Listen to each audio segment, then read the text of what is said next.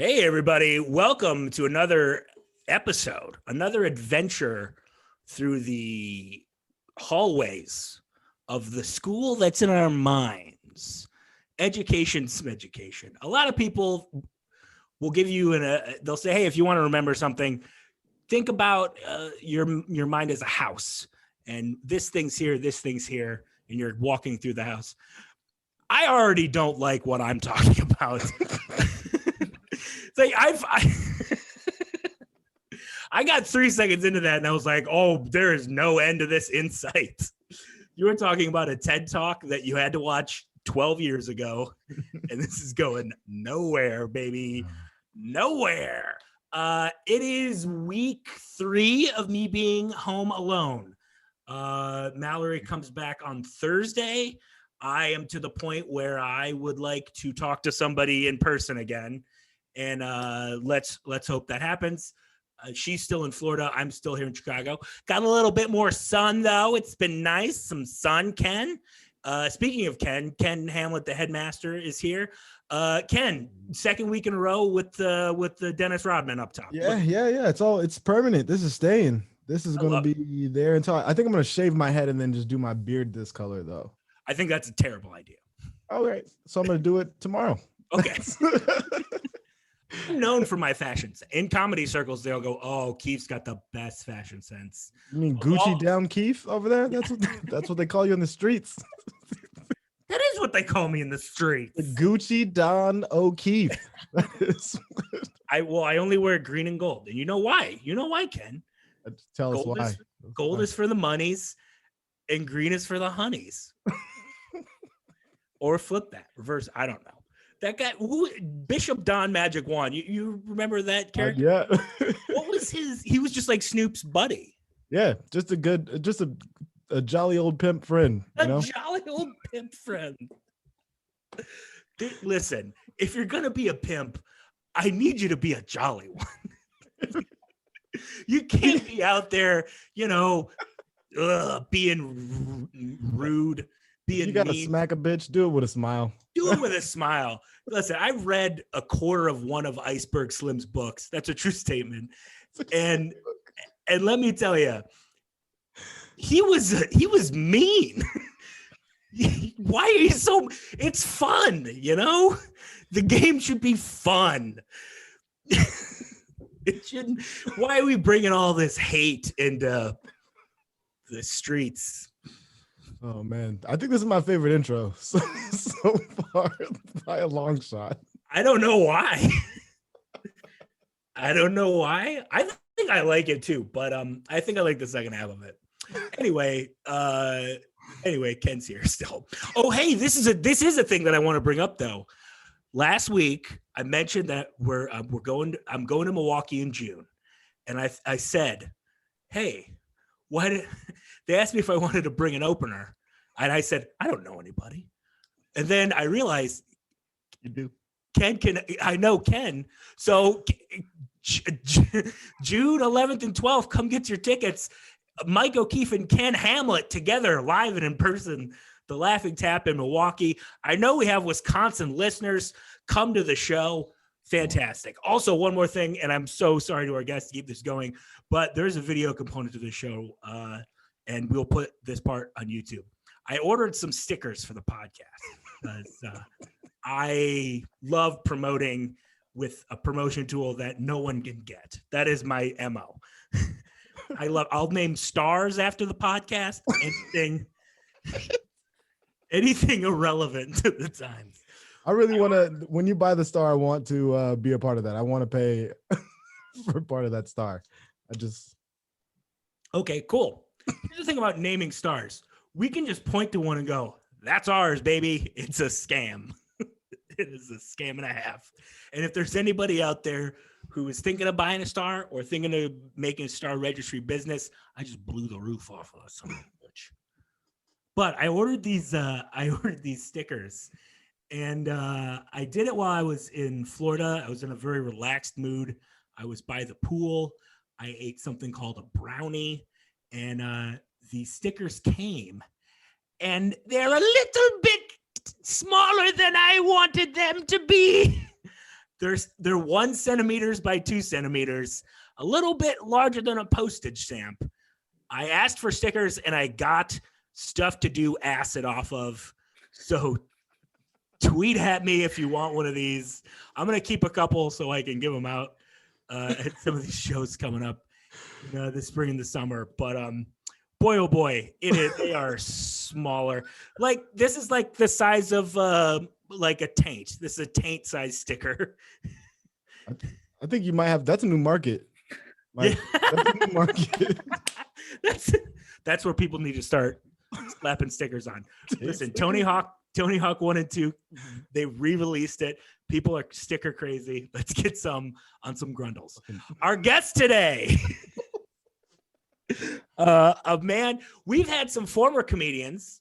We've had a lot of current comedians. This is our first guest. Never done stand-up, correct? Yeah, never done stand-up. Never done stand-up. He has, however, a very fun podcast. If you like conversations about things like professional wrestling, if you like conversations about things like pop culture, cult movies, he talks about it all. Very entertaining. Him and his cohort Stank, they work at a company called Pro Wrestling Tees. If you watched All Out or All In, which one was the first one? All In. If you watched All In, you saw him with a man who's been canceled. He was one of the penis druids. He's very fantastic. I'm a big fan of this gentleman. I love the cut of his jib. I love everything he does. Scrump is here. What's up, buddy? Bang, bang. What is up, you guys? That's the episode. Thank you so much for being here. We're going to take off. Scrump, so first off, how did you get to doing this podcast? You were just a dude who worked at Pro Wrestling Tees, formerly, or 1 Hour Tees, where they make t-shirts here in town. If you've been to Chicago, you've seen a billboard of our friend Colt Cabana doing a pose. You're working at Pro Wrestling Tees. Someone says, "Hey, let's start a podcast." What happens? Walk me through that.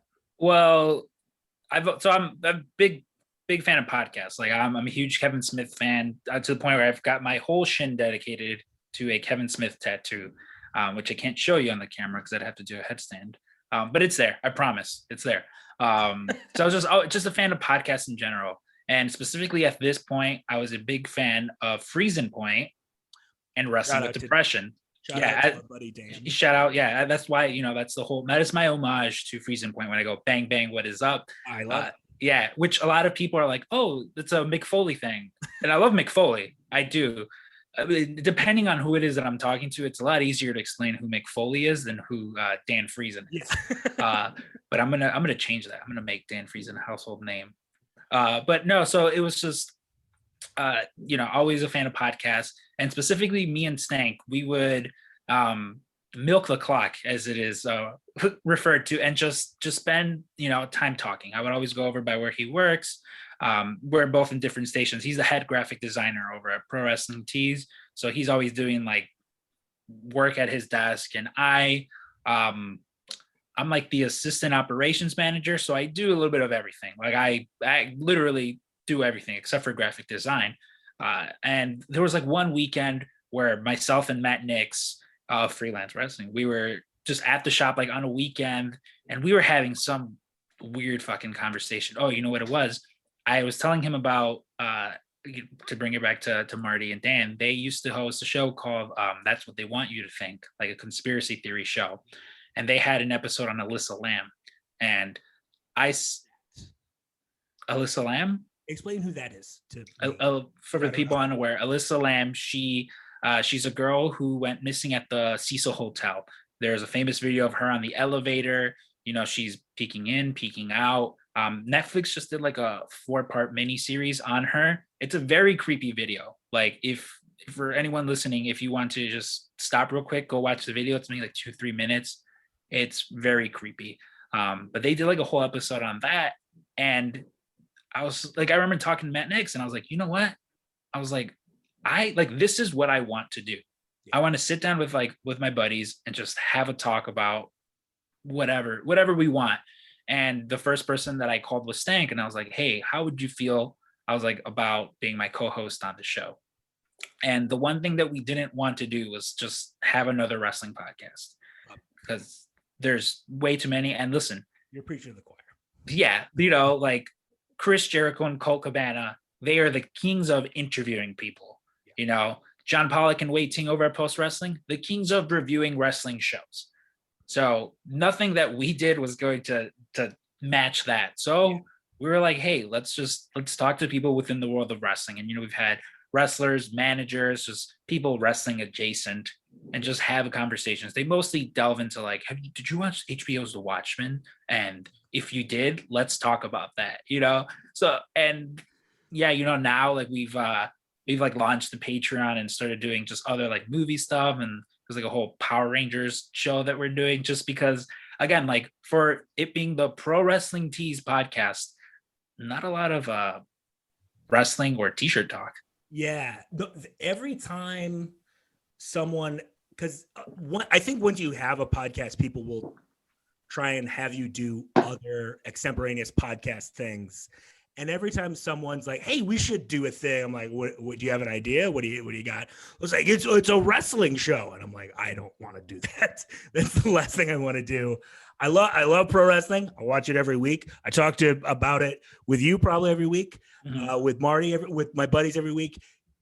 There's absolutely no need for me to put that into the world, because all of my opinions are right. And if anyone else hears them, they're going to blow their minds. Listen, it's very much the same with me, where people are like, it wasn't this thing that happened the best. And I'm just like, no, that was dog shit. And it made me want to never watch wrestling again. And they're like, no. But like, and then it's a lot of trying to convince you why it was good. And the good thing about wrestling is that it's all subjective. Yeah, it's something you might love, some Japanese strong style wrestling, with just these dudes beating the shit out of each other. That's what me can watch. Yeah, and there's people who are just like, no, I want to hear what Roman Reigns has to say every week. I don't even want to see him wrestle, and that's fine. Like whatever you're into, you're into. I want to see Roman Reigns with that shirt off. That's what I like. Yeah, let's get Daddy to pop that shirt off. Oh my God, they owe the world 3 years of boners for making him wear a shirt for that long. So dumb. You grew up in the city though of Chicago, correct? Yeah, born and raised. Yeah. Okay, so what's going to school in a city like Chicago like? Because I don't think we've had anyone who was born and raised in a dense metropolitan area like this. What's it like? How do you get to school? That always blows my mind. Mm-hmm. What's school like? What do you have for lunch? Just walk me through it. Well, for kinder through 8th grade, I was from kinder to 7th grade, I was a block away from my school. So I walked to school every day, which was annoying when I got to the age where I was like, Mom, like me and my sister, we're a year apart, So I was like, you don't have to walk to school anymore. Like we're in like 6th and 5th grade. Like she wanted to walk us there and pick us up. It was so embarrassing, but like it got to the point where I was like, listen, I'm going to go hang out with my friends. You don't have to pick me up. She would still pick up my sister though. But my dad kissed me in front of school until until I was maybe 12. And I had to like have a conversation with him where I was like, hey man, hey bro, you need to not kiss me anymore. Was it because he was kissing you on the lips, or just because of the age? It was the tongue. That's what did it. It was the age, honestly. And he would kiss me on the cheek. And it eventually got to the point where I was just like, I think here's what happened. I saw one mafia movie, and I was like, oh no, they kill the guy they kiss on the cheek. I don't want my old man to off me. It'd be bad. Listen, if your parents love you, that's great. It's amazing. But quit kissing me in front of Anthony Chun. He's gonna make fun of me. Yeah, for sure, dude. Like getting kissed by your dad as a sophomore in high school, pretty weird, Mike. Well, you're not. I was 12. It was 7th grade, Ken. Yeah, Dad never dropped me off, so there wasn't much goodbye kisses from my dad. Oh, wait, there was there was a period in high school where he would drop me off because his job at the time was like close to where I went to high school, and so he would drop me off, and every single day he gave me $10 for lunch. What? In my head, I'm like, I don't even get to leave the campus for lunch. But again, like I wasn't gonna tell him that. Like, what am I gonna do? Buy 5 lunches, Dad? Yeah. Like, Yeah. And they it's can't crazy. make change for this, Dad. Yeah, I was just like, they're gonna give me a sack of quarters. This is nuts. Well, I was just like, oh, cool, thanks. And again, I didn't get to leave the campus, so I just saved that money. And then like the following year was when I started to actually work, and it blew my mind that again, like as a sophomore, I could make $50 stretch, for weeks. And then once I had an actual real adult job where I had to make my own money, like $200, I'd be like, I spent them in 14 minutes. Yeah. Oh my God. Like I should never be allowed to have my own money. When I started working I had a job at a diner in high school called Big Boy. Shout out to Big Boy, US 23 and Plymouth Road. Not there anymore. The Red Roof Inn that was connected to it that I saw a lot of prostitutes go in and out of, that's still there. Keep doing your best, ladies. But remember, have fun out there. Single-handedly kept that business around. Yeah. But I remember the first time I got a check for over $300. It blew my fucking mind. I was like, how did it get to be that? Like, what did I do to get it to be that much? So crazy to me. The first summer that I started working, period, I worked at the movie theaters, the one over here on Western and Logan. If you live in the city of Chicago, it's now a Regal. Yeah. It used to be an AMC, and I was reminded of that every single time elderly couples came and tried to use their AMC tickets, gift cards, and I had to remind them that at that point, that was almost 9 years ago. At that point, we had not been in AMC for about 5 years. But they would try to tell you that they just used their AMC passes last week, and I just have to no. I'm sorry, man. Sorry. That was my old theater when I lived in. I used to live in that neighborhood for years. That was my old theater, and I would go every week. And a couple times I was behind that conversation.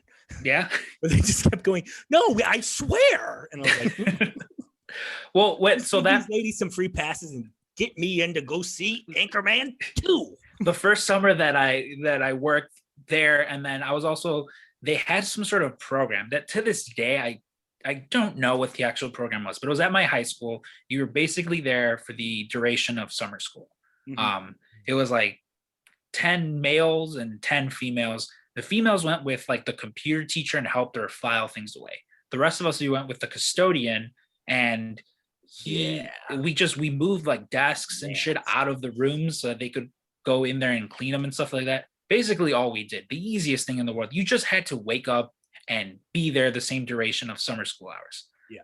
And it was like a guarantee, like $300 every 2 weeks. Oh, whoa.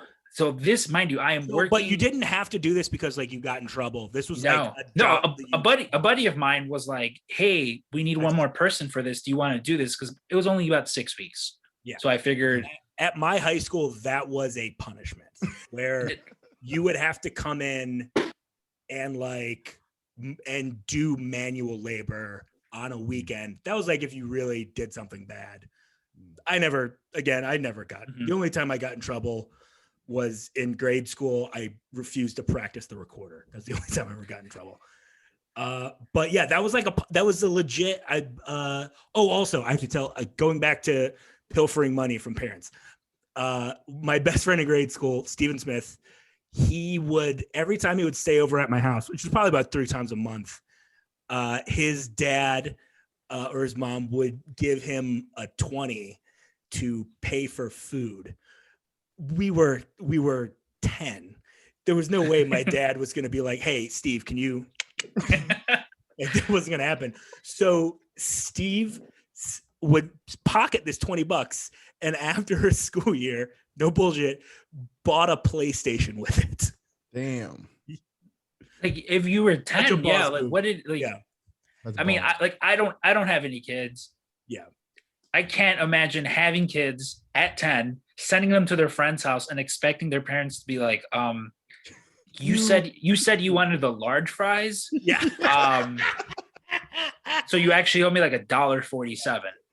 Steve, you ate 4 pieces of pizza, and by my calculations, that's $18. You need to give me They're like, sleep in the our youngest daughter actually got shorted a slice because of that, and I don't want to be that guy.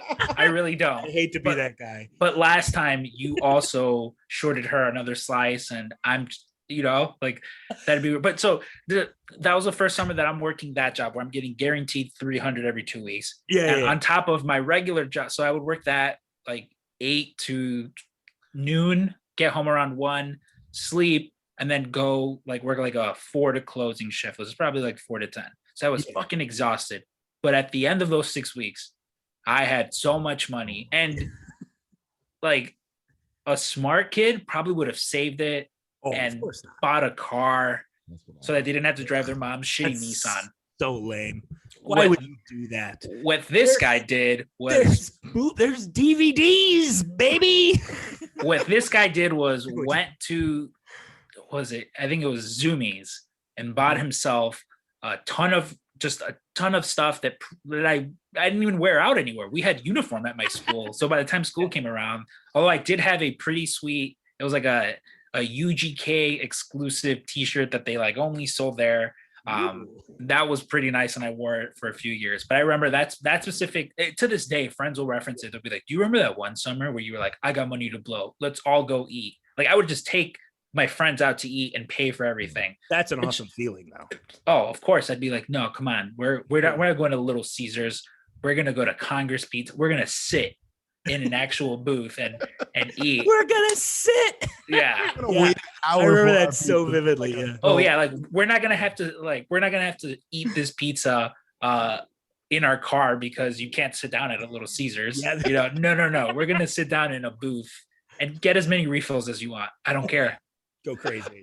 Hey, round of root beer on me. Round of root beer for the boys. Just the boys. Round of root beer for everyone. There was a one time I had a very similar situation where I had like a big check from that was the summer where I had two restaurant jobs. Man. I had Big Boy on the weekends where you're doing volume business with the church crowds because we got a breakfast buffet. And if you've ever been to anywhere in the Midwest, a breakfast buffet is like, that's crazy.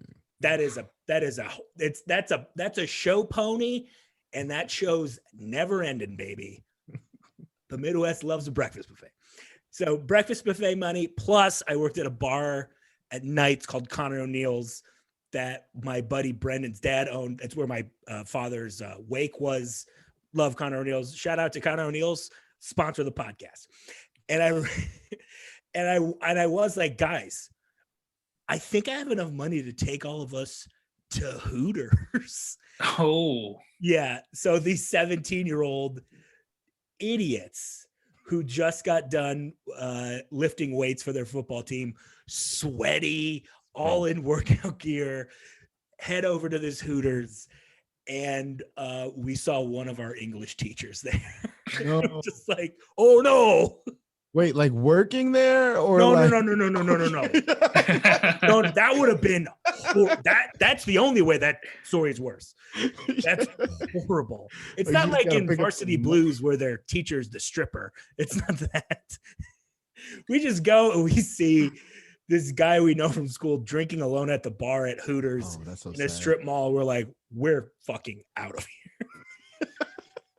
I also remember like as high schoolers going to Hooters for like the first time, and like I'm personally not a fan of like their food. And I remember that specific Hooters that we went to. Like I don't feel bad saying it because the whole thing is like, here are these women, like you look at them and food for you, buddy. They're food great. Listen, yeah. The women are the women. The food's terrible. Yeah, not that good. And it was like a thing where like this specific group of friends that I had would be like, Hooters? Huh? And I would be like, oh, you know what? I picked up a shift at the movies. Like I can't make just because I didn't want to have to like pay for this shitty food that I didn't enjoy. Yeah. When I could have just been honest and been like, no, let's go to Buffalo Wild Wings or Wingstop or literally any other wing place ever. But like the dudes, they were 17-year-old hornballs that just wanted to go and like stare at the women. You do get so horny at that age, though. Oh, The strip clubs. Oh, that's right. Y'all strip clubs out here are like 21 and up. Well, in Washington, they're 18 and up. Well, here's the deal. There's different laws for different kinds of strip clubs in Illinois, I believe. I'm not 100% sure. I don't know if you know either, Scrump. But I think if there's no alcohol, 18, I don't know. See, I'm going to Google this on my computer that I also use for school. I'm not going to do that. I've only been to 3 strip clubs in my life. All right. The first one was, I forget the name of it. It was in Miami. It was as if your first wrestling event was like a really good Wrestle Kingdom. Oh, okay. Yeah. Like not even a WrestleMania, like a very good Wrestle Kingdom. Oh, where like wow. Okay. Kenny Omega is wrestling in the main event, and you're just like, holy shit, this is the best show ever. For Ken, if you don't know about Japanese wrestling or any other of our listeners, Wrestle Kingdom is like the WrestleMania of Japan. And the way wrestling is, Wrestle Kingdom is more like Japan's Super Bowl than Japan's WrestleMania, if that makes sense. Like they look at it as sport. It's covered by the newspapers. It's a huge deal. It's in the same giant baseball stadium every year, and it sells out in about 5 minutes. And everyone's very excited, and it's massive. And it's a great quality event. And every January 4th and I guess January 5th, you're gonna see me in front of that computer, and I'm gonna be watching every second of that Wrestle Kingdom, Kenny. Yeah. So that was the first one that I go to is that. Yeah. Every other one was like a SmackDown taping where you're kind of just like, hey, you know what? It's fine. Like the tickets were only $30 to get in. Yeah. So why not? And yeah, and even then, like I'm just the first strip club went to, I was like, I told my buddies, I was like, I don't have any money. And they're like, no, don't worry. We'll buy you a lap dance or two. And I'm like, that's fine. But these women are still gonna come over and try to, that's like the worst part. And they would come over and I'd be like, hey, like I don't have any money. And they would, they're like, oh no, he has money. We're just gonna dance and no. So what I would do is I would tell them the penis druid story from All In. Okay. Which I know you're not familiar with it. Long story short is there's 2 wrestlers that are feuding, both over them having giant dicks. In story, I've never actually seen their penises. One kills the other wrestler. Hangman Page kills Joey Ryan. Kill them, Ken. Kill them in storyline. So it's not. You didn't really kill him. You can. Yeah. I was like, this is really extreme. Like, yeah. No. So this happens in story, and after Hangman's match at All In, the lights go off, and when there's the other wrestler, The Undertaker. Are you familiar with The Undertaker? Yeah, for sure. I've watched wrestling. Ken knows wrestling, but he's okay. Not. So you know how whenever The Undertaker would come out, he's not a friggin' mark. I'm just trying to cover all my bases. No, so whenever The Undertaker would come back, the Druids would come out with their torches and stuff. So the whole gist behind this was Joey Ryan was going to have penis druids come out, in which it was myself and like 11 other people in inflatable penis costumes. Joey would go in and beat the shit out of Hangman, and then we carried him out in these inflatable penis costumes. It was, thank God we were able to pull it off, because we could not practice this in our penis costumes because they were afraid that someone from the arena would see this and be like, absolutely not. So they were just like, wait till it's live. What are they going to do? Yeah. So this is a story that I have and I tell because it was a cool thing that happened. Like you got to be on a major wrestling pay-per-view that changed, a show that changed the wrestling industry. I was happy being like at the start of the show where we were shooting t-shirts into audience, and then that happened. So it was an awesome thing. I talk about it all the time. It leads to me actually winning a real professional wrestling match, which I don't know if you were there, Mike, but we'll get into that a little bit later. Sure.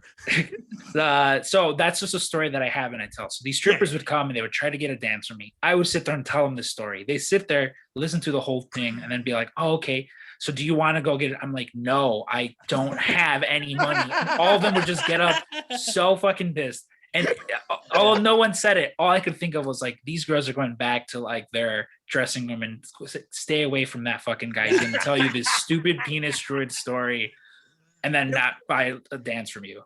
I have to pretend like pro wrestling. It's like my 12-year-old son's out there. I hate it. It's terrible. Yeah. Oh man. That is someone who has been to a lot of strip clubs. They for sure were saying, "Don't go talk to that guy." Matter of fact, leave that whole friend group alone. Yeah. Well, then I recently a coworker of ours, he who was a strip club connoisseur. Ooh. He was leaving, and we're like, all right, we're like, hey, do you want to wait for the weekend and we'll go out and eat, we'll go to strip club afterwards. He goes, in his very thick Russian accent, he goes, no, he goes, it's okay, we can go Wednesday. We're like, you want to go Wednesday to a strip club? He goes, yeah, it's okay, it's fine.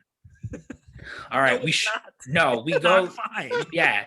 It's your big going away party. I don't want to see the C team. No, dude, it's okay. It's okay. We can go. We try to convince them. Get out of here. Yeah. So we go to, I don't even remember the name of it. We go to this first one. There are 3 women working. And there's already 10 like elderly men just sitting around. So we're just like, okay, we're not going to this one. We try to go to another one. Power went out of the place, so they're closed. The power went out? Yeah. We tried. There's a third one. That one is also closed. So we're just like, at this point, nobody is into it. It's maybe 10 of us. We're like, dude, nope. We just want to go home. Like it is midnight on a Wednesday at this point. We've spent the last 3 hours just trying to find a strip club. We finally go to this one. It's called like Oceans or some shit. Like this place was very clearly somewhere where you would take your child to learn how to swim. Like, wait, what? Like you go in and the whole theme is that it's like aquatic and stuff. There's like water that apparently the girls actually go in and swim. Nice place, I'm sure, but again, on a Wednesday. Wait, it's like a pool? Yes. It's a strip club. No, it's like a pool strip club where the strippers get in the water. But what I'm saying is like the fact that that's not at Wisconsin Dells is ridiculous. This very clearly used to be where you would go and take your children to learn how to swim before they converted it into a strip club. That's so nuts. So we finally show up there and we're like, all right, cool, whatever. We have our table, we're all sitting there, and all the girls keep coming over us, and we're like, oh, go to this guy, it's his last day.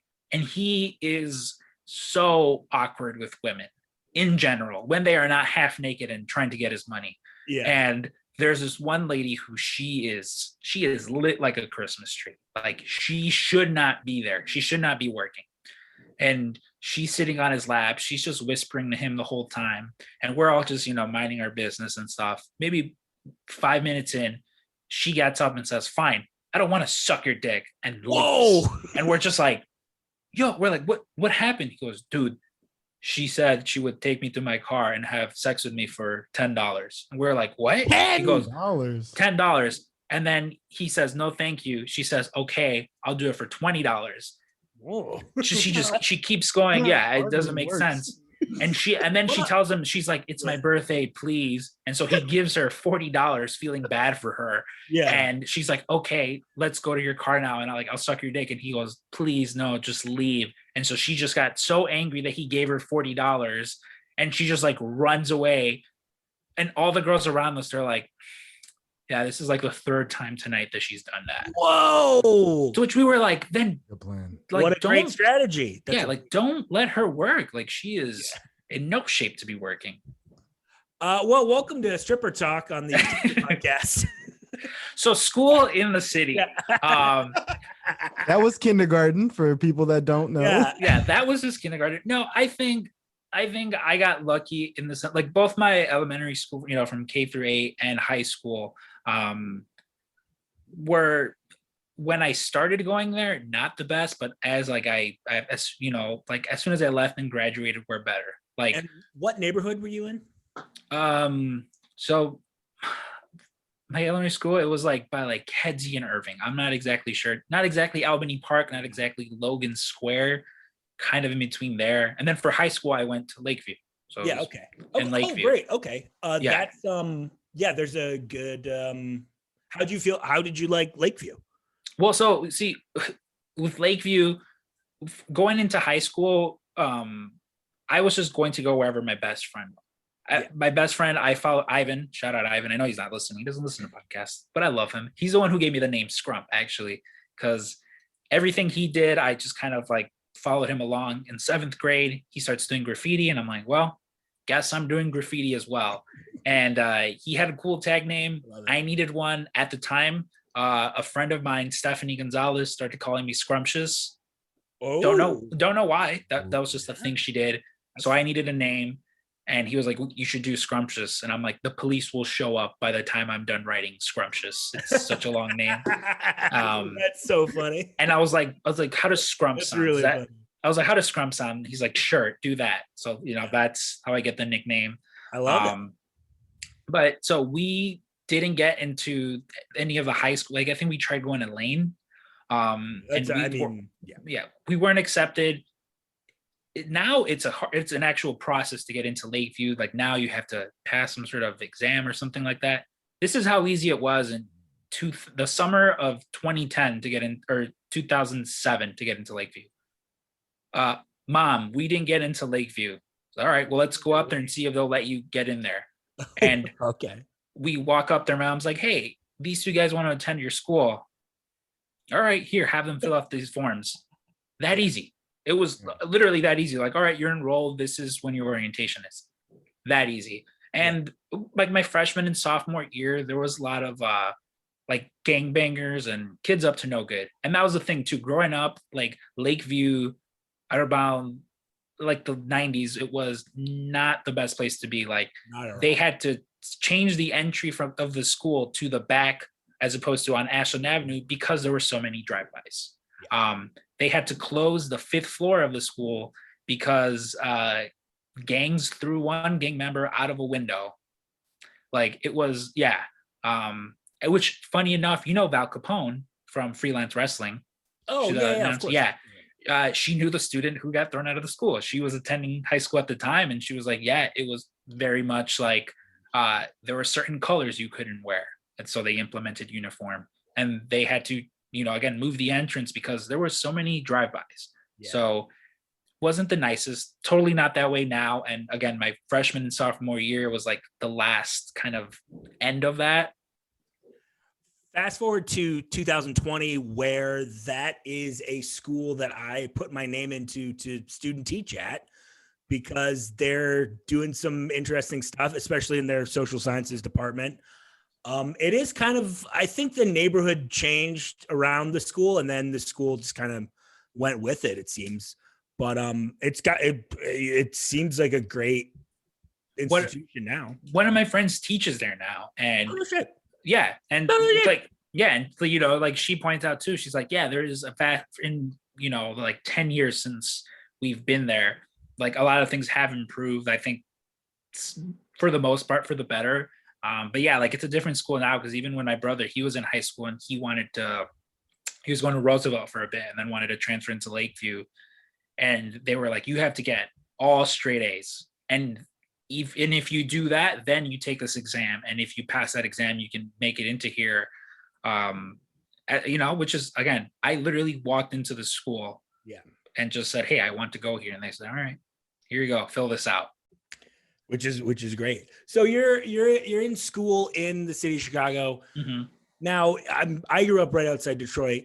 A very common field trip for us would be to go to the Henry Ford Museum in Greenfield Village, which is basically Michigan's version of Colonial Williamsburg. Everything's old. You crank a thing and a light turns on. There's people playing old style baseball, and you eat a sandwich out of wax paper, and it's a little bit better than going to school. What's a field trip like in Chicago for school children? So high school never did any field trips. Yeah, listen. You don't go on field trips in high school. Yeah, that Spider-Man movie lied to you. You don't go to fucking Europe on a field trip. All right. Thank you so much. Thank you so much. I'm sitting there, I'm walking in the theater, they're trouncing around Holland. I'm thinking, yeah, it's a bullshit. I was in a very competitive band, and we were like one of the top in the nation. And every year we would go to Europe. So I don't know. Oh, check out Peter Parker over here going to fucking Europe every summer. What were you guys called? Boys to Men? That was tour, Ken. Get out of here. No, very much. You were in a very popular band. You guys were called Bell, Bivens, and DeVoe. And you spread that poison all across the home continent. Hey, don't trust a big butt and a smile. That's all I'm saying. No. Never. You never do that. There was one time I tweeted at J-Lo. I said, here's my social security number. And Matt was like, don't do it. Don't trust a big butt and a smile. She's going to steal your identity. But you did it anyway. And now, you know not to tweet out your social security number. It's like all 12 of my followers are going to jocks me. Ugh. I know I did. I was like, check out Mike O'Keefe, idiot, put out his social. Let's go take a loan out in his name. Yeah. They were like, here is your $15. Pay that back by the end of the decade. No, 2 field trips that were like almost every year that we took from like 4th grade to 8th grade was Navy Pier. And Bubba Gump Shrimp is an educational experience. We would go there and walk the dock up and down. And there were some kids, like I wasn't one of these kids that like parents were like, yeah, here's $40, go have fun. Yeah. And not at all. Like my family, we were like lower to up to like regular middle class. So my mom was like, I packed you 2 sandwiches as opposed to the one you normally get, you know? And your dad smartened up by this point? He wasn't still throwing out Hamilton? This wasn't until high school that I was getting the money. Yeah. Yeah. By then dad had a little better of a job. So he, boy, Mr. Scrump. Yeah. So listen, it was either 2 sandwiches or if the Lunchables were on sale at Jewel, your boy got some Lunchables. Oh, yeah. But yeah. Still buy the Lunchables at Jewel. I do. I literally the other day at 4 a.m, don't ask why, I was watching the 2017 reboot of the Power Rangers movie, stopped it because I got really hungry and walked over to 7-Eleven and got like 3 Lunchables and just knew that I was going to go into work the next morning exhausted. Yeah. But I was enjoying, we're in a pandemic. You got to enjoy your life a little bit. I'm doing this great thing where I'm staying up till about 10:30 at night. I'll go to bed at 10:30 and then I'll wake up the next morning at 10:30 and I feel like $1 billion. Yeah, that's how I'm enjoying my pandemic. Just sleeping like someone who's saving up their fat for winter. That is what I'm doing right now. Just keeping everything inside my body, which I think is a great call. I'll tell you what else I like at a CVS. They'll have like these adult Lunchable things where it's just like little meat chunks. It's like a charcuterie board, which I guess is what a Lunchable is, but they make it fancy. I get that. That's nice. I keep wanting to do it, but like when COVID extinguishes in 4 years and it's safe to host parties again, in my office where we're recording this, I have a giant 80-inch television that we had up at the shop at Pro Wrestling Tees, but we had to take it down because we were doing construction, and so it just sat in like our garage for the longest. And my boss was like, I went in his office to ask him about God knows what. He goes, hey, do you want that television in the garage? And I'm like, how much do you want for it? He goes, get it the fuck out of here right now so that I can comfortably park my car and it's yours. And so I'm not an idiot. Of course, I took it then and there. I've also forgot to mention where I currently live and is one of the warehouses that we own. So we're running out of space continuously. At this point, AEW starts up and we completely run out of space. So the one warehouse that's part of 3 that we were leasing, my boss just buys up the whole building. In the second building that I'm in now, has a bunch of offices. essentially. And so, are you allowed to live there? Is this zoned for residential? I don't know. Plead the fifth. Don't answer that question. I plead the Don't fifth. answer anymore. The old condo at Go Bananas Comedy Club in Cincinnati was an office like above the club. And it's great because there's a bar next door. There's a Thai restaurant on the other side. So you don't have to leave. But they didn't have like any, it's not for people to live in. Well, like, listen, for shower, like it's crazy. Oh man. For the purpose of anyone who might be listening, I very much live at home with my parents. Nice. And totally not in an apartment that I had built. Okay, that's not the case. That would be silly. Yeah, we have a lot of building inspectors who love this show. Yeah, and shout out building inspectors. Shout out to all the BIs out there.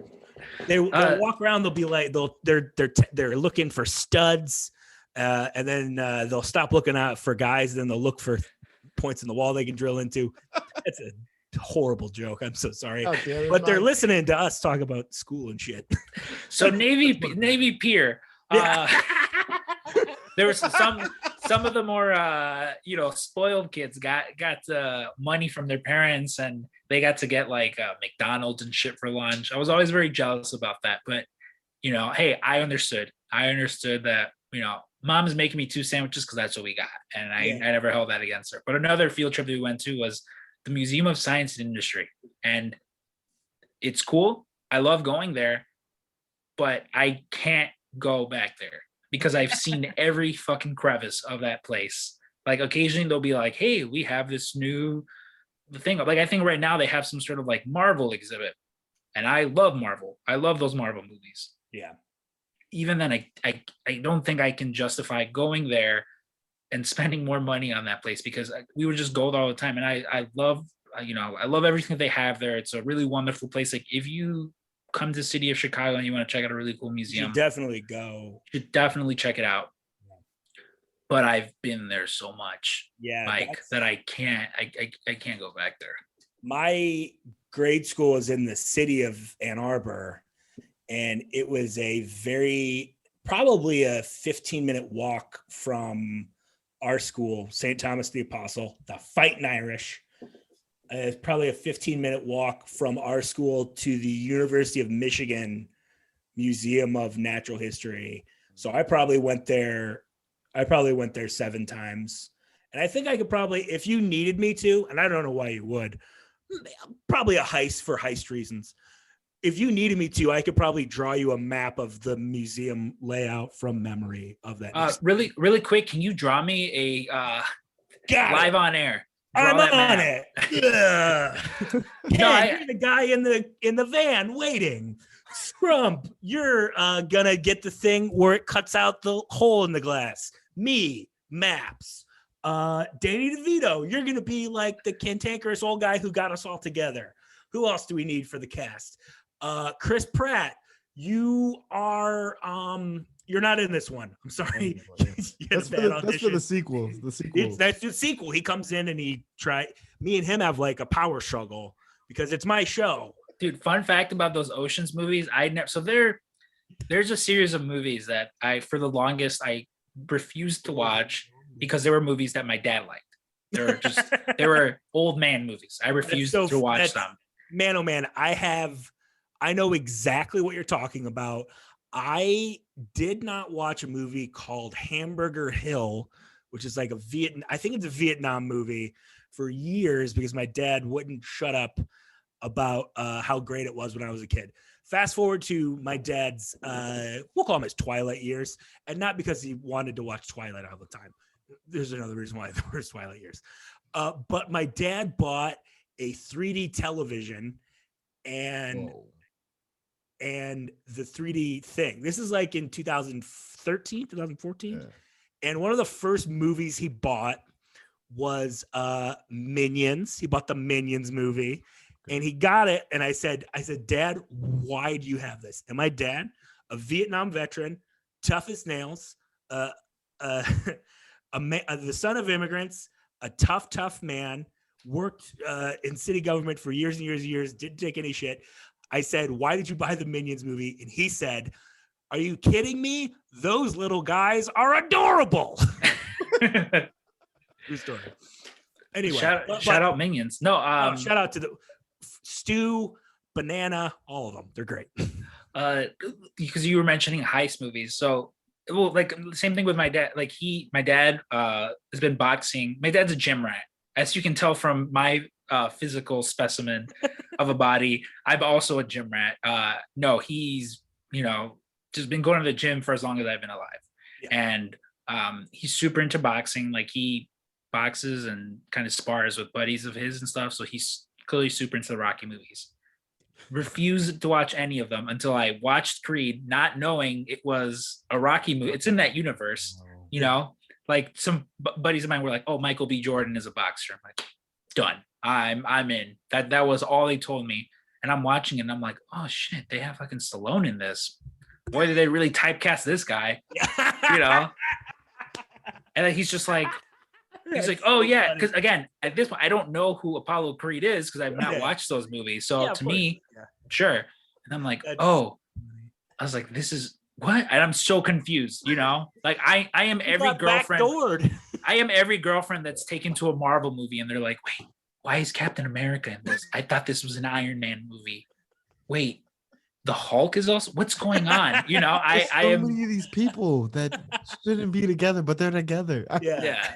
And so I think I went back and watched Rocky Balboa maybe. And I've heard how great all the other movies are.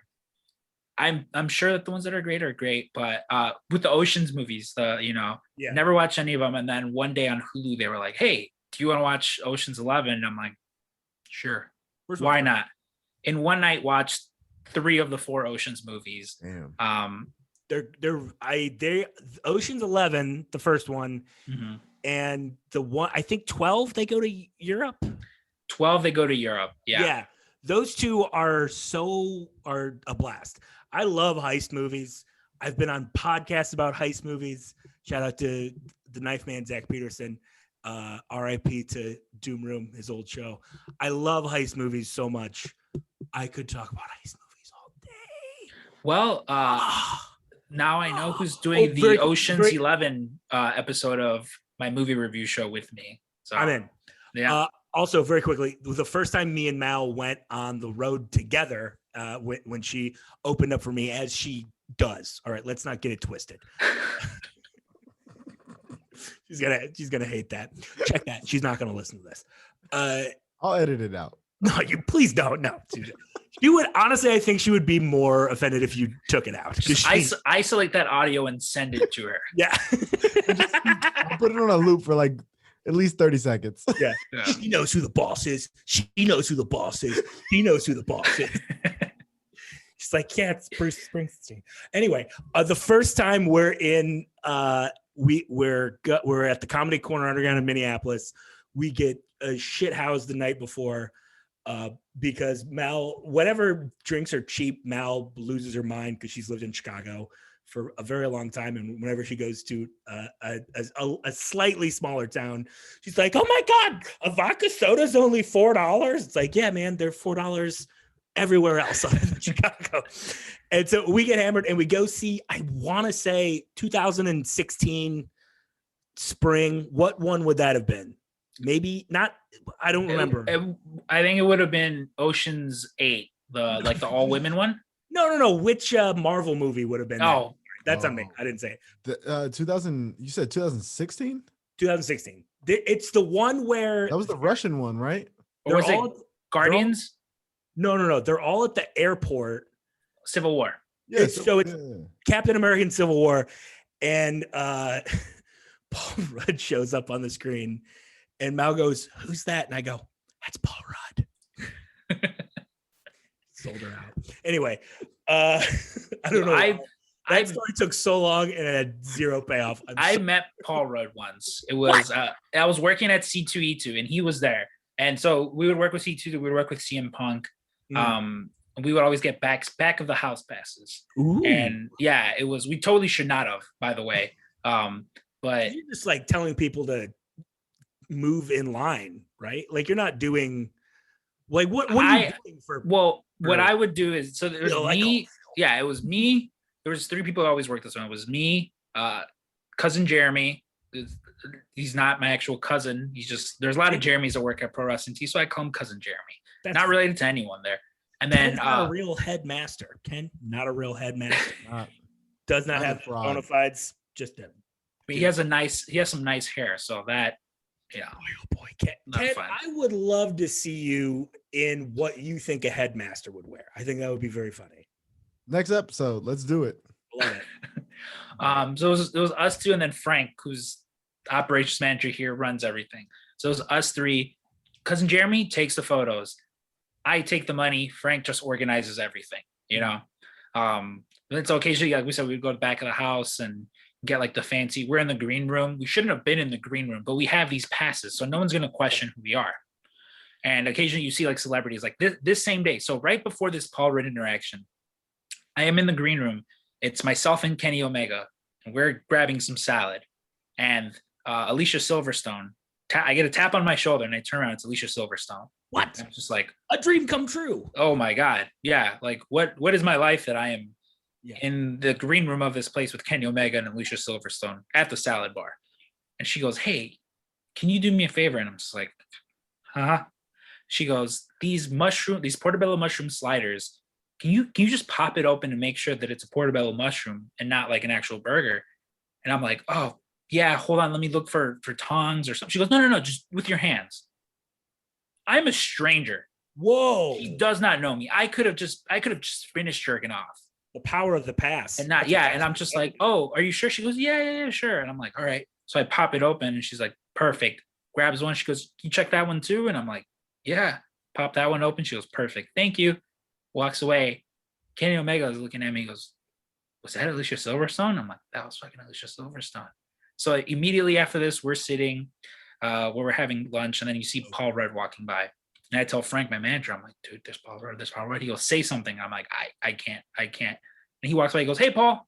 And Paul Rudd stops where he goes, hey, guys, how's it going? He's like, oh, nothing, just sitting here enjoying lunch. She's like, right on. He's kicking me under the table the whole time to say something. I can't even look at the man. Yeah. I'm just looking down into my food. Paul's like, all right, well, you guys have a great day. Walks away. He goes, come on, man. And I'm like, all right. The next time I see him, I'm like, I'm going in for the photo. We're throwing away our trash. We're going to get some ginger ales from the green room.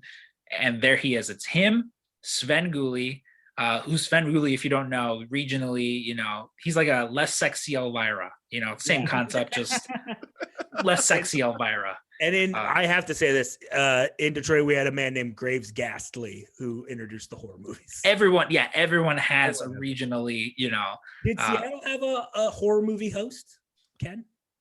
I mean, there's not one that I remember, so I'm just gonna say no. But there probably is. It's probably something out there. I don't know. It wasn't. There's someone from Seattle right now going, it was Zippity Doop Dop. How do you not remember? Fucking idiot, Ken. Why do you not remember? It was Chris Novoselic's cousin, you dickhead.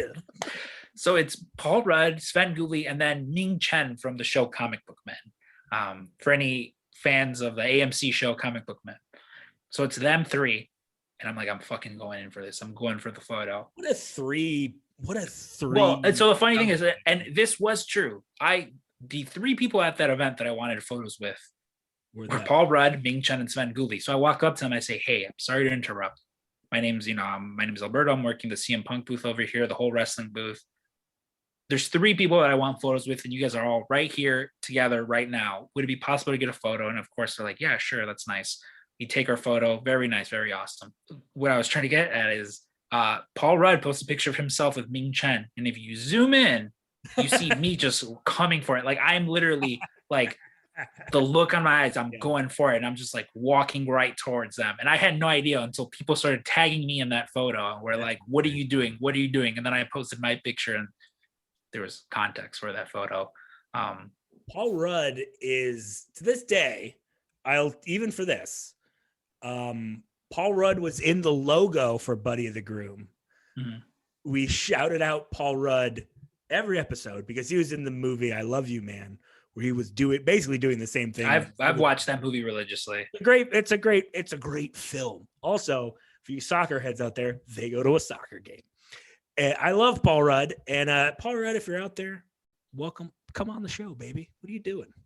What are you doing? He's a mystery to me because he has no social media, but no one stops talking about him. Someone's talking about Paul Rudd 24 hours a day, and they should. He's a treasure in my opinion. I love Paul Rudd. I've watched almost everything that he's been in, and for better or worse, I can say I've watched almost everything that he's been in. There was a time in my life where I would tell people that I had a Paul Rudd quality about me. I'd go like, I'm like a Paul Rudd type, right? Like you guys. What does that mean? Like I'm like a Paul Rudd type, which is like the least Paul Rudd thing you could say. It's like it's so like it's such a dumb thing. Be like, I'm like the Paul Rudd of our friend group. And they're like, what are you talking about? You know, as a kid, because I didn't get into wrestling until I was about 12. Like I don't get into wrestling till late. My first time watching wrestling is the Go Home SmackDown before WrestleMania 20. And it was only because Eddie Guerrero came on the screen and I was like, whoa, who's this guy? And why is this bald Olympian hero like arresting him or some shit? I forget what the case was. Something, he got him arrested or something. And I was like, this white man is being very mean to this nice Hispanic boy. Yeah. I need to tune in next week and see how this finishes. How does this turn out? Yeah. But that's the second Kurt Angle story on the podcast. That's crazy. Anyway. Hey, shout out Kurt Angle, friend of the show. But our buddy Ben Roy, who was on a couple. I remember. I was listening to that episode. He's just like, Kurt Angle just like text me and we'll just talk about wrestling, and I'm like, tell me all about that.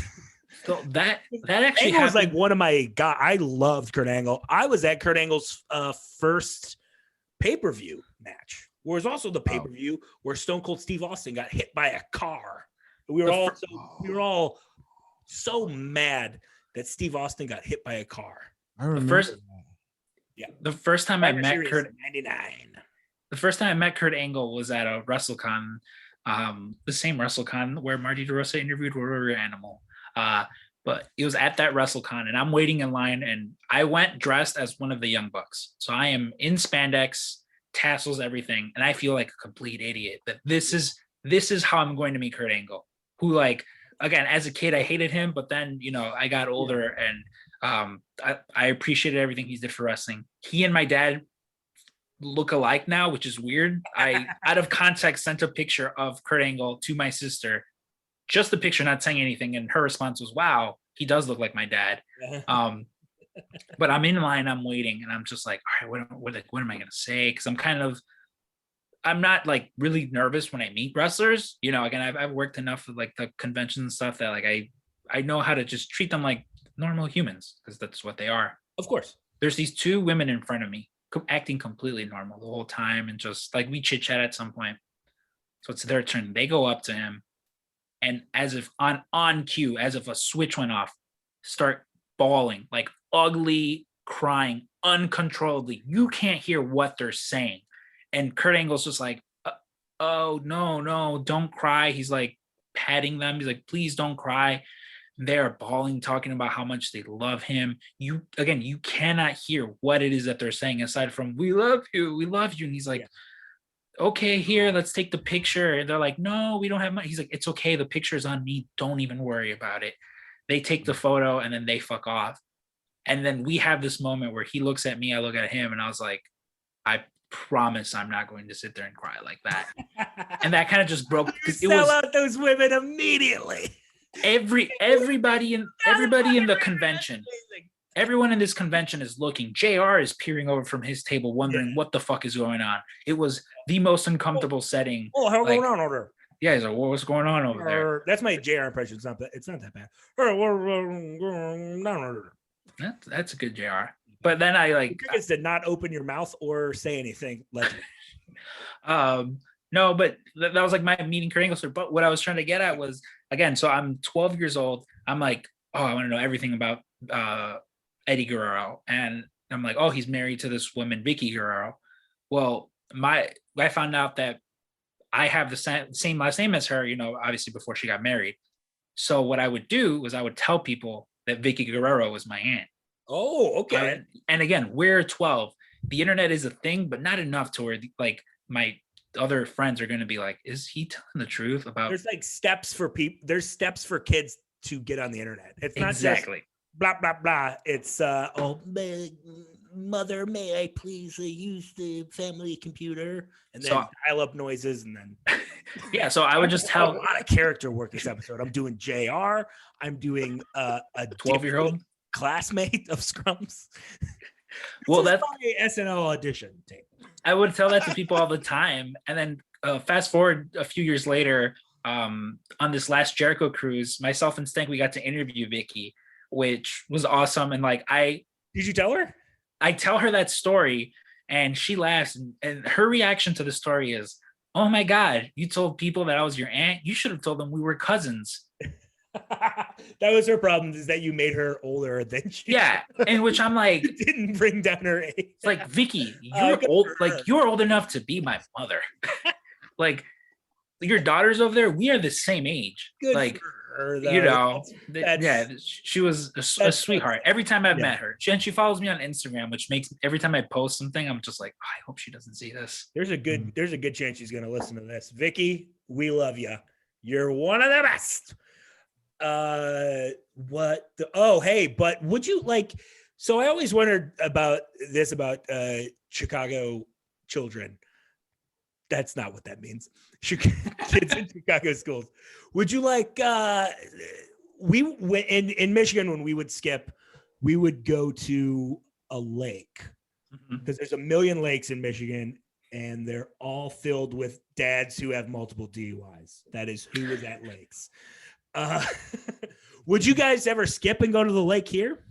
So yeah, so I would do, if I were skipping, so I would do two things. One, just go home. Like I would just be like, my mom would be like, what are you doing here? And I'm like, listen, I'm tired and I got work later. I need some rest. And she would tell me to go back to school. So I would just, I would fuck off. She would not let me. Half the time, it wasn't until like my senior year where she was like, okay. Like I was still a junior doing that. She was like, no, go back to school because you can't hang out here. And I'd be like, that's fair. Or we would go to the lake, but there was some sort of like program or something with the Cubs, because we're right by Wrigley Field. Like Wrigley Field is only a few blocks away. So they would do this thing where if like you were a student in good standing, you'd get free tickets to go to the Cubs, and they'd be like, here you go, Mike. Here's a Cubs ticket. You can leave in the middle of the day and go to this Cubs game. Whoa. Yeah. And I was a student in good standing. So I would be like, oh my God, yes, I love the Cubs. I'm going to go to every Cubs game and just fuck off and just leave. And my mom would be like, what are you doing home? I'm like, half day, told me to go home. She's like, what about your sister? I'm like, well, she's not a student in good standing. Yeah, so her standing, she's a little hunched over. Yeah. So I, in my time at Lakeview, I made that joke. Yeah. It wasn't that funny, but I winked, and then Ken lost his mind. I took the real game of the show is making Ken lean back. That's how I judge how the show's going, is the amount of Ken Hamlett lean backs. I get it. Anyway, my whole time there, I took plenty of Cubs tickets. Did not go to a Cubs game up until probably like 2 years ago, in which I was no longer in school. You didn't even go once. Not once, but we would go to the lake a lot, and there was a time where it was a group of us, and at this point we were sophomores, I believe. And one of the kids, I'll call him for story's sake, let's call him Christian. That wasn't his actual name, but that's what we'll call him. We'll call him Christian. Let's use real names. Yeah, use real names. Also, okay, his real name was Christian. Oh, tight. Yeah. Great. Shout out Christian Arroyo. Dude, you folded real quick. Yeah. I was so it's because that is a thing that I do on my show all the time, where I'll be like, let's not use names. And like I recently recorded with 3 friends from high school, and I was trying to reference an ex-girlfriend, and I was using the name Lucy for some reason. I was like, Lucy, and then they thought I meant someone else, and I was like, you know what? Neither Cynthia or Melissa are going to listen to this. I'm talking about Cynthia, and just full on went with it. We also talked about one of their ex-boyfriends who were like, Mark's never going to listen to this. And then he liked and retweeted the tweet. No. I mean, listen, he's Right. not been like, hey, why did you guys talk about me? Which I mean, like, who cares? Yeah. You know. But Christian Arroyo will definitely not listen to this. And if he did, this is a story he's told so many times. Oh yeah, of course. I will say this: we can't stop using real names on this show. We love using real names. We also, before we get out of here, before we get to the quiz, there's another question where you will have to pull a real name. So keep that in mind as well. Anyway, go on. Yeah, so Christian, we're all just like hanging out. Like the water is like really cold, so we're kind of just like wishy-washy about going in there. May? Yeah, probably around May time, if not late May, early June, one of those two. The water is swimmable in Chicago. The water in Lake Michigan is swimmable for maybe 45 minutes in late August, and that's about it. Yeah. The rest of the year, it is balls cold. It's horrible. And people will try to like, put your whole body in. That trick doesn't fucking work. It is still thank you. No. Yeah, so I'm miserable the rest. Yeah, no, I'm getting hypothermia when it's 95 degrees outside because this stupid lake is bullshit. Anyway. Yeah. But Christian, we're all just hanging out, and then Christian's like, oh man, he goes, oh, hold on, I'll be back. I gotta go take a shit. And there's this other kid, his name's Alberto. And you see the look in his eyes.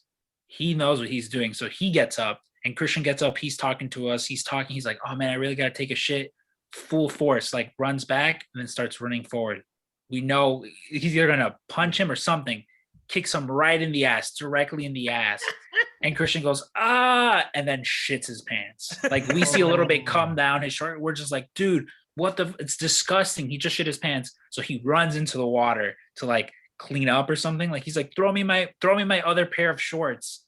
Someone he came prepared to shit on himself. What? He had his like swim trunks on, So they give him his, Yeah, he wants his like shorts that he went there with. They throw him that. Yeah. And he's like, and he's like, all right. Like he goes to the bathroom, cleans up. And at this point, we're like, there's no fucking way any of us are getting in that body of water. And he goes back, he's like, all right. He goes, so are we getting in there? We're like, no. Yeah. You just shit your pants and then ran into that body of water.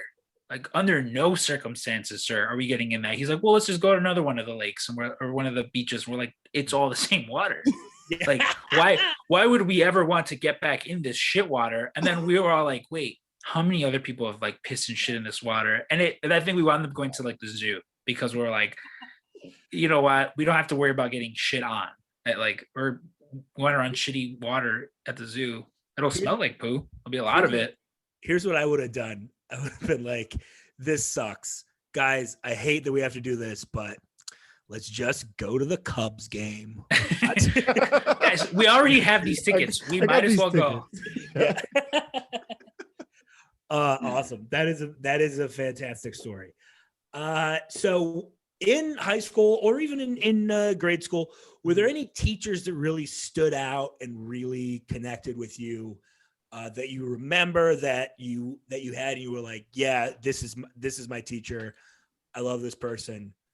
They're the best. Do you have anyone like that like stood out like that?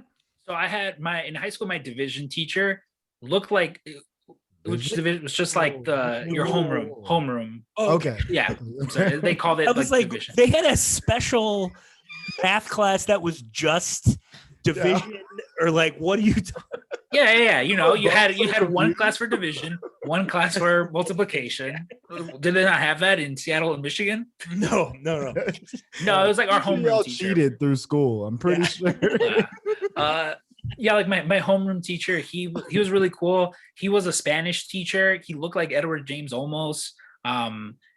Super cool. Like he was someone that was like very very easy to talk to. Like when Scrump was heartbroken and emo and very clearly visibly like heartbroken, and I was like, no. So why does everyone keep asking me if I'm sad? And it's like, well, look in a mirror. He was someone who was very easy to talk to and stuff. As well as I had Mr. Fusko, who was my film teacher. Fusco's he was a good name. Fusco's going. Yeah, he was super cool. One of the custodians that from working in that program, I would be like, hey Tim, I didn't study for this like French test. Can you come pull me out of class? So he'd be like, hey, like the office sent me, they need Alberto for this. And they'd be like, all right, well, if they need you down in the office, and he'd take me to like the disciplinarian office, and really I would just go down and hang out with him and the other custodians. What a treat. Yeah. What a treat. I mean, with high school, it was like I had mentioned it to you, like when, because I remember you telling me like, hey, I have an idea of this podcast. Like, what do you think? It's not so like later in life, because a lot of like my coworkers and stuff, like they all came from like the suburbs and stuff, or equally like city schools. And it wasn't again until later in life that I was like, oh, like the Chicago public school system is not the best. I was someone who, like, I to this day like to learn. If there's a particular subject that interests me, I will sit there and like learn everything that I can about it. And that's basically how it was in school. The way CPS is set up, it's not for that. It's you have to, pass these tests and get these grades. Like most of the important things that I learned in high school were just life things, nothing. I can't sit there and be like, oh, well, you know what, this AP English class, I really learned. No, I've learned more from the Joe Rogan experience than I have like my years in high school. And I say that, and listen, my time in high school was fine, but it's just, they weren't teaching me anything I was interested in. It was a lot more of like, learn how to memorize this stuff. I think that is slowly not becoming the case. You also were in high school during the No Child Left Behind era. So there was a bunch of, there was certain tests and certain marks that schools had to hit. So they were kind of teaching towards that. From what I've seen and, some of the research I've done, it seems like CPS is getting away from that, which is fantastic. But I'm the same way as you are, where I love taking a deep dive on stuff, and I'm kind of a completionist in a lot of weird ways when it comes to knowing things. And I think being able to kind of harness that and put it towards anything useful, this in kind of the way that you've done with PWT Cast, and in me with going back to school, and Ken with training his son to become the slam dunk champion in 2038. I think that's great. And that's the kind of energy that I kind of wanted to bring a little bit of a light to with the show. So good job, I guess. Yeah. I mean, cause like, again, like I had, like there's a handful of people that I work with who they grew up in Buffalo Grove, which is just one of the surrounding suburbs here. And like, they'll be like, oh, like our food fucking sucked. Like you talk, like, listen, as soon as Michelle Obama was like, these kids are fat. Yeah. All the fun foods, all the snack machines, gone. Yeah. Gone. We used to have, my freshman year, we had Gatorade. My sophomore year, we had like knockoff Gatorade. It was disgusting. Like it was, yeah. I would wake up earlier than I normally do just to like go to like a Walgreens or something, and just buy that, because it was disgusting. Like I started bringing my own lunch. The food, again, freshman year, and in hindsight, is probably the best, because like I specifically remember it was like a chicken sandwich with fries, nachos with meat, or pizza and fries. And then there was like one line where like they had other stuff, but no one wanted that. Like the weird kids went in that line, But it was just those three options every day, continuously. And they changed it up, but they would try to make like healthy food.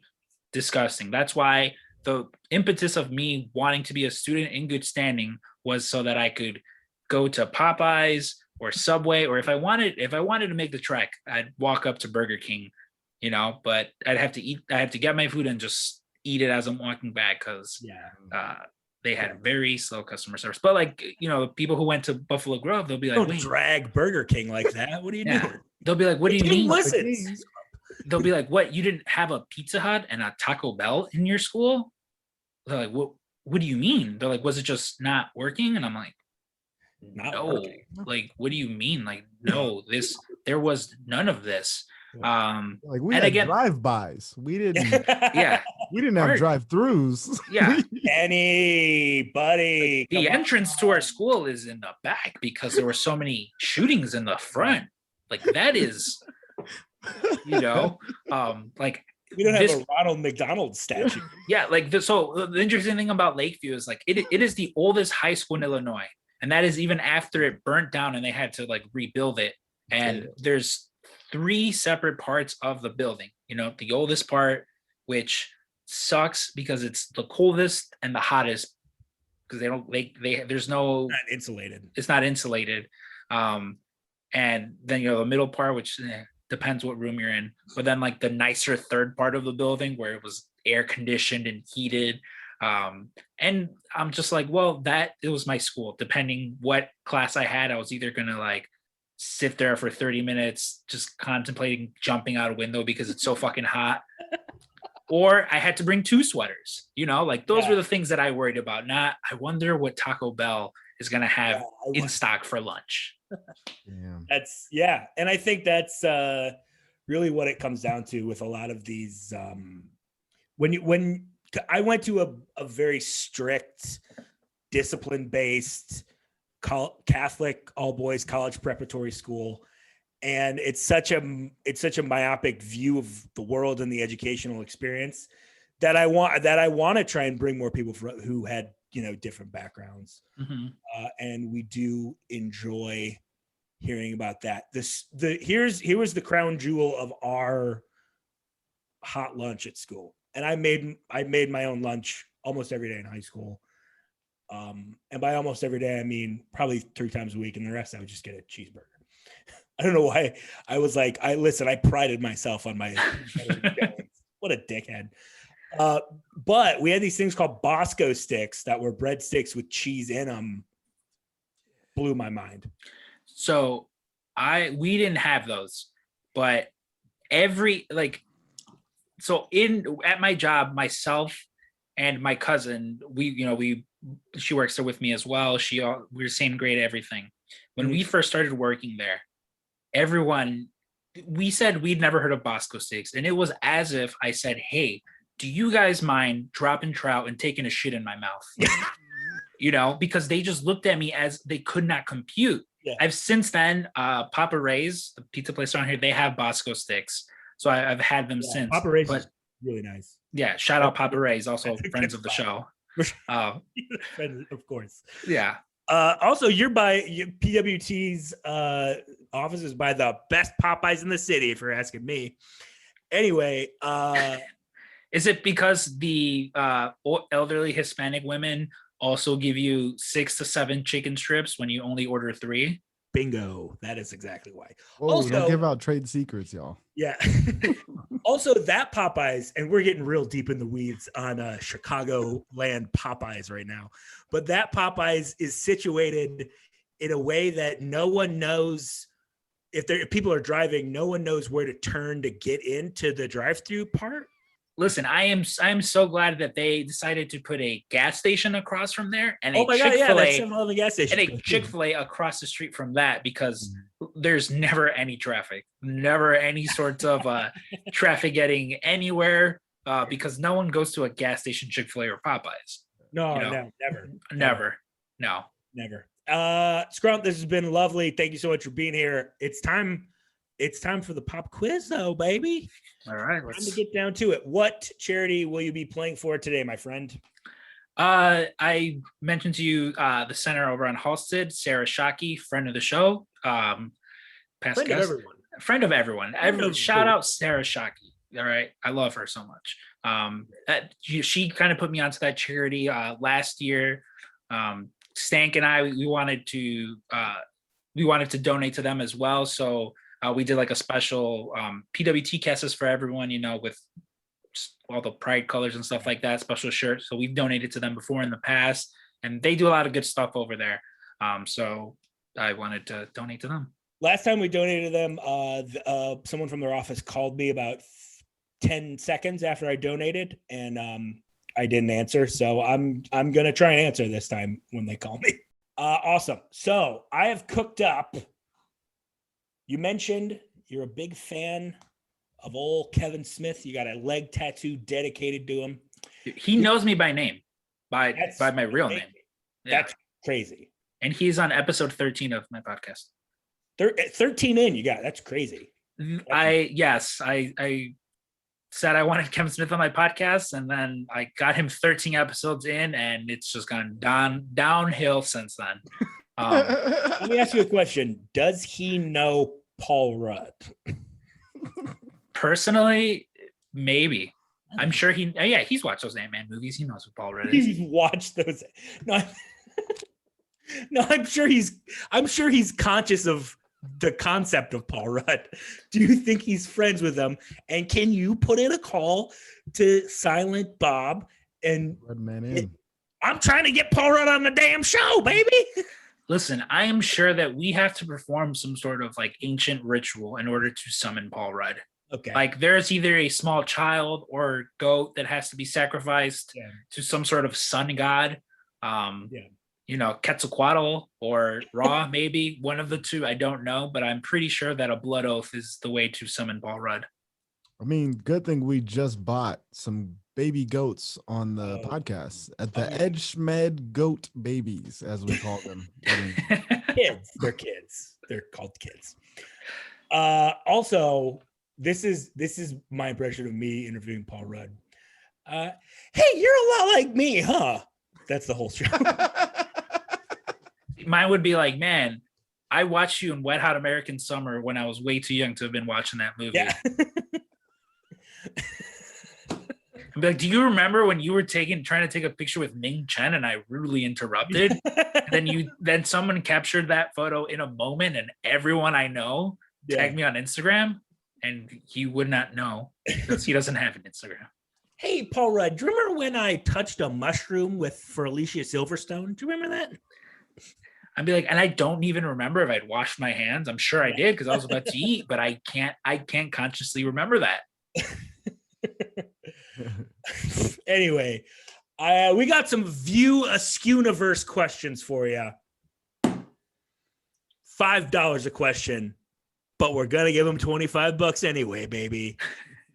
Because if you give less, you're a dick. So we give $25 every time. All right. I know your favorite View Askewniverse film is Clerks 2. None of these are Clerks 2. Well, all right. I'm glad that it's not. Okay.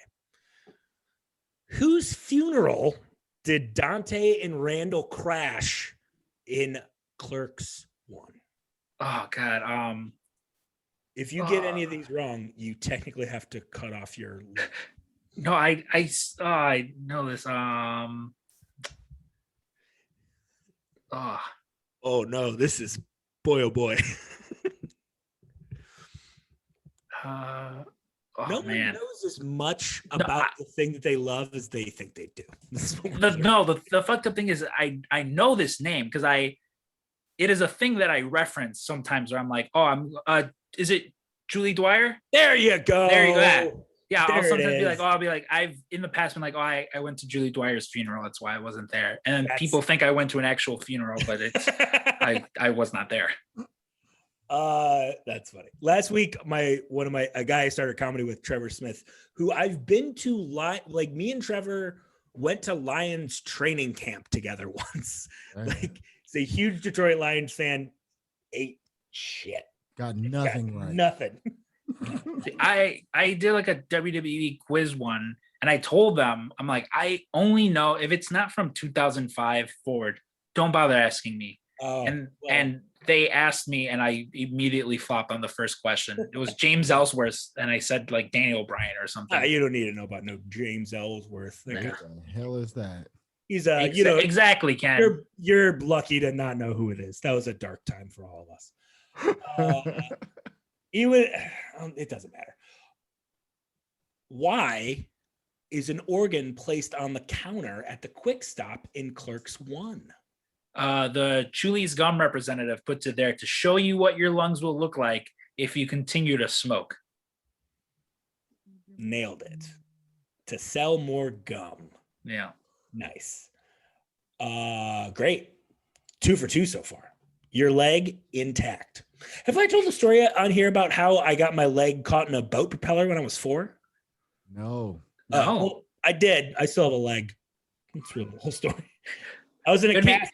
It would be amazing if this whole time Ken and I just did not notice you only had one leg. I mean, we are on Skype, so it's just like our tits, our nips up. But yeah, no, I got my leg cut in a boat propeller when I was 4. I'm okay. It was scarring, and now I have sometimes my brain is weird. Because anytime he hears a boat engine, he's just like, "Fuck, get me out of here!" Yeah. But there's also situations where like Mallory thinks it's a bigger deal than it is, so we'll like be around a boat, and she'll be like, "Are you okay?" And I'm like, "Yeah."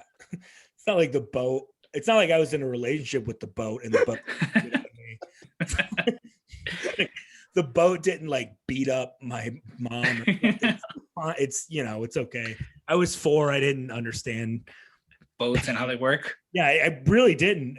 I wish there was more of an explanation. You're like, huh, look at that propeller. That looks like a really good place to just put my leg. I was 4 years old. I couldn't tell the difference between boat propellers and step stools. I was really bad at that. Difficult. You're gonna have Ken. You're a father. Your son is 2.5 now. You're gonna have to worry about this soon. I'm already warning him the differences between boat propellers and stools. Cool. So great. That's great. Working on it. Is there anything that you've had to straighten him out on yet? Something like that? What did it? He's little, so he's constantly touching his pee-pee, and I'm like, dude, you can't. And now he's starting to like touch his butt, and we're like, no butt, and he'll be like, butt. And weren't you saying off air too that you're letting him know you're going to kiss him just openly on the mouth until he graduates high school if he's not a student in good standings? For sure. Yeah. I'm like, hey, you better be a fucking honor student, or I'm kissing you on the mouth, tongue and everything, son. I don't care. Come on, son.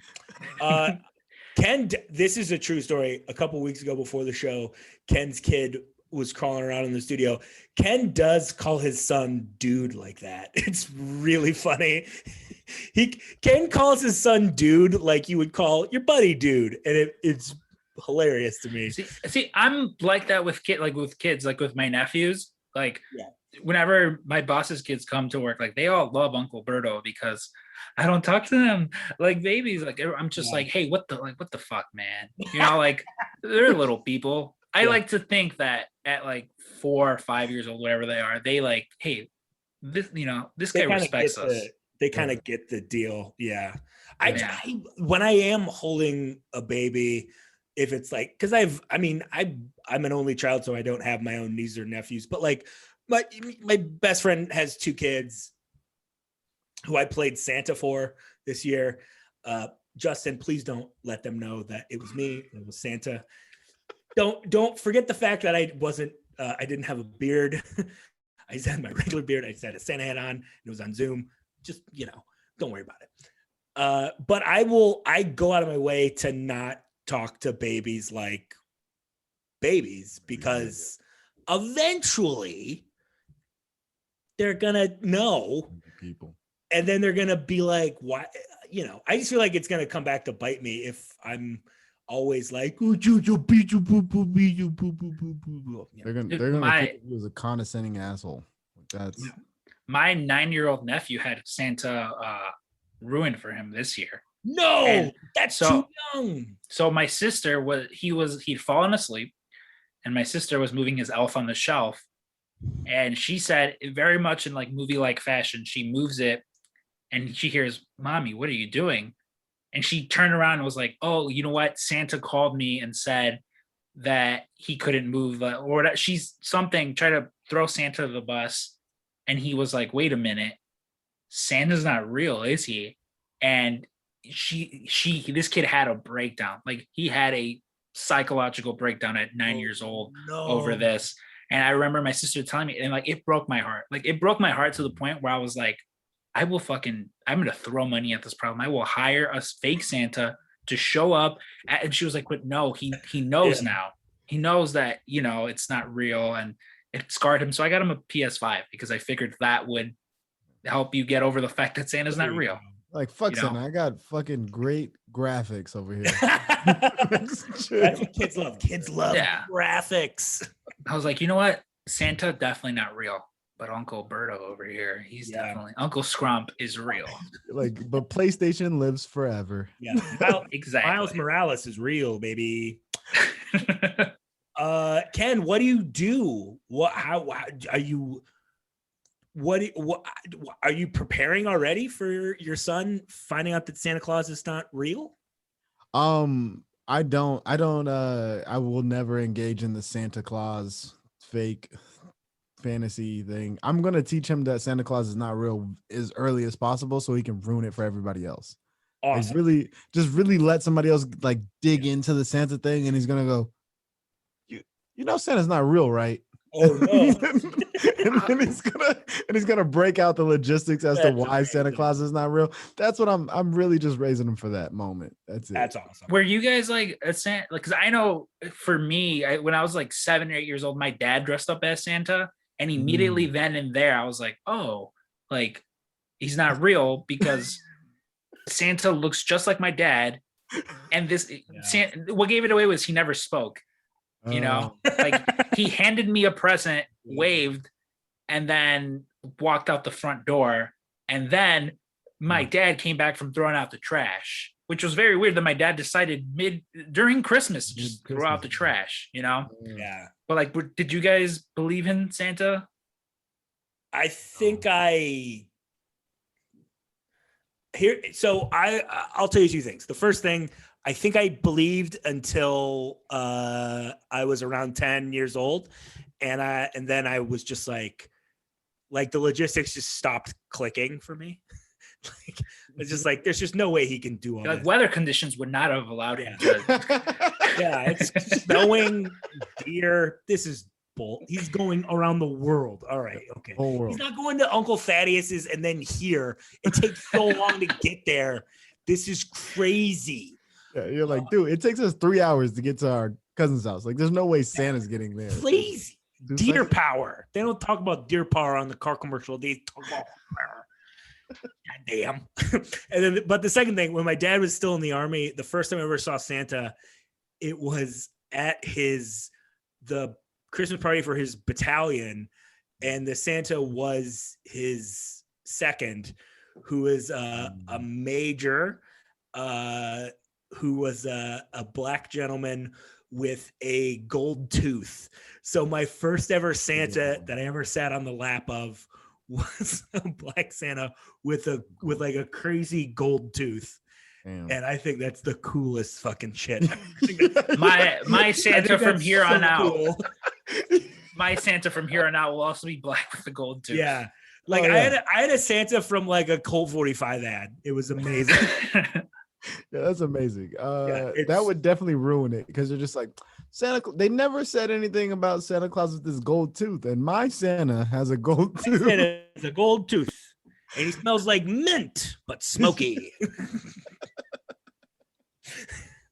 Anyway, we've gotten grossly off track, but have we? You know what I'm saying? Two questions through. We got three more. Yeah. What is Chris Rock's character's name in Jay and Silent Bob Strike Back? This is, in my opinion, this is the best named character in the Viewers universe. Ooh. See, Jay and Silent Bob Strike Back. I always forget Chris Rock is in it until he pops up in it. Yeah, he's in it. He's not in it for a lot. He's like director. He's a director. He bosses Jamie Kennedy around. Fuck. Get him. And I think I'm gonna use a lifeline. Ask the audience. Call a friend, whichever. No. Do you just want me to tell you? I'll just tell you. Yeah, just tell me. Chris Rock plays Shaka Luther King. Of course he does. Yes, he does. Yeah. All right. We got two more. Again, $25 going in there, but we're playing for pride. What was the budget of Clerks? What was the budget? How much did it cost to make Clerks? It was 23,000, 24,000, 25,000. It was 27. Yeah, there it is. Yeah, it was a 27,000. He put it all on credit cards. No That's way. that's crazy low. $27,000. Insane. I make $27,000 every time I go to the mailbox. Well, it's also like $27,000 in 94. Yeah. That's well. I mean, inflation, yeah, but $27,000 still wasn't a lot. That was like that's more expensive than their cameras back then. Like, yeah, the average camera would have cost more than that at that time. Jeez.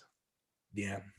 Well, I know they had to borrow money from super producer Scott Mosier's father, and he was just like, "No, you guys are adults, so you can't just have." I think it was like $5,000 that they needed. He was, "You can't just have this. You're gonna pay me back in interest." And this was a thing that they weren't used to, because at that point, everyone who lent them money was like, "All right, here's a check for $2,000 to $3,000." Yeah. And he was just like, "No, you have to sign this legal binding document." And like, this was their. I made him do that. That's hilarious. Yeah. That sounds like one of the weird dads from my high school. It was like, listen, you're going to learn about how banks work and stuff. It's like, just let me drive the car, please. Oh, yeah. I learned about none of that. Like my first car, never took it to get an oil change until I had to, because it stopped working. And my parents were like, "Why didn't you?" I'm like, you have to do it. I was like, "You guys never told me." They're like, "What about in school?" I'm like, I went to public school. My driver's ed course was this. We'd sit down and Coach Ski, the gym teacher, would say, "The answers are on this page. Copy them and write out the questions." And verbatim, he said, "And I don't give a fuck what else you do. Just hurry up and do that." Yeah. And occasionally he would put on episodes of It's Always Sunny in Philadelphia. Nice. I learned I probably should not have been given a driver's license when I was, but I was. And, shout out the state of Illinois for giving me a driver's license. First time I drove a car, my driving teacher, who's also my wrestling coach, and he was also our health teacher, he fell asleep. So I just drove around like subdivisions in Redford, Michigan for like 2 hours. It was great. To bring it back around to an earlier conversation, first time I took the car out by myself, I took my girlfriend at the time out on a date to the Museum of Science and Industry, because she'd never been. What? And I did not want to go, but I thought I would probably get lucky in the car, which I did not. Oh no. But it's all right. Dang. All right, we got one left. What is the name of George Carlin's character in Dogma? Buddy Christ? No, that's the name of the. That's the statue. That's the statue.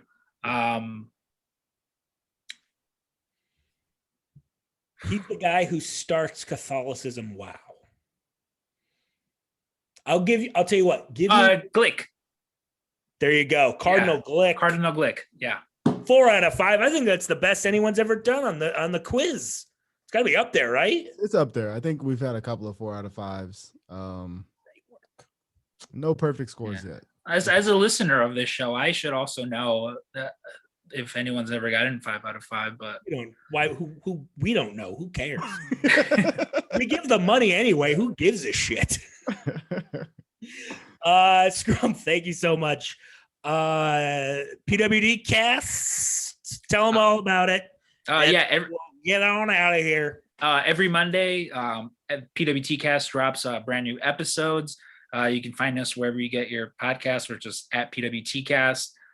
We've had, like I mentioned, Kevin Smith on. If you're a wrestling fan, we've had, Colt Cabana on, Vicky Guerrero, Killer Cross, Kylie Ray, Matt Cardona, Zack Ryder, same person, just 2 different names. Brody King, Effie, if it, like I mentioned before. Karrion Cross, by the way. Killer Cross. No, we had Killer Cross. I don't know Karrion Cross. I don't know him. There's a lot of fun episodes. There's also people here that work at Pro Wrestling Tees that we've interviewed.